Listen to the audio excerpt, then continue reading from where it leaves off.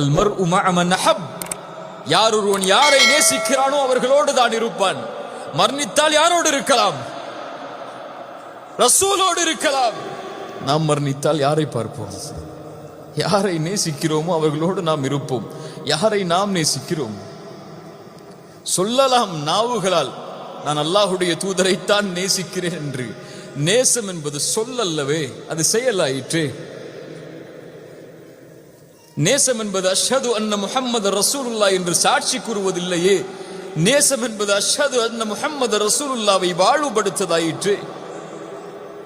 வாழ்க்கையில் ரசூல் இல்லாமல் யாரை நாளை மறுமையில் பார்க்க முடியும்?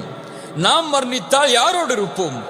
நம் மனைவியை நேசிக்கிறோமா? மனைவியோடு இருந்து விட்டால் சொர்க்கம் கிடைக்குமா? பிள்ளைகளை நேசிக்கிறோமா? பிள்ளைகளோடு இருந்து விட்டால் சொர்க்கம் கிடைத்து விடுமா?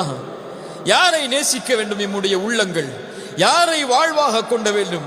யாரை நோக்கமாக கொள்ள வேண்டும்? அந்த ரசூலை. அந்த ரசூல் யார் என்றே நமக்கு தெரியாது. உண்மைதானே? அந்த ரசூல் யார் என்றே நமக்கு தெரியாது. அவருடைய வரலாற்றை நம்மில் படித்தவர்கள் எத்துணை பேர்? உலகம் பிரமிப்பாக பார்க்கிறது. உலகம் பிரமிப்பாக பார்க்கிறது. 100 தலைவர்களை பட்டியலிட்ட ஒரு புத்தக ஆசிரியர் சொன்னார், அப்படி ஒரு மனிதர் இந்த உலகத்திலே வாழவே இல்லை.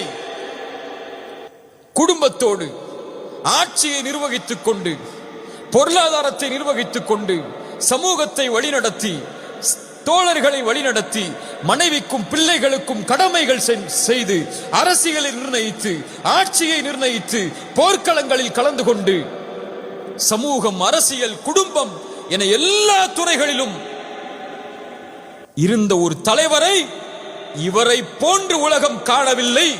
நான் கிறிஸ்தவன், இயேசுவை பின்பற்றக்கூடியவன், இருந்தாலும் முஹம்மதிற்கு தான் முதலிடம் கொடுக்கிறேன் என் புத்தகத்தில் என்று 100 தலைவர்களுடைய பட்டியலை இட்ட அந்த ஆசிரியர் கூறினார் ஸல்லல்லாஹு அலைஹி வஸல்லம்.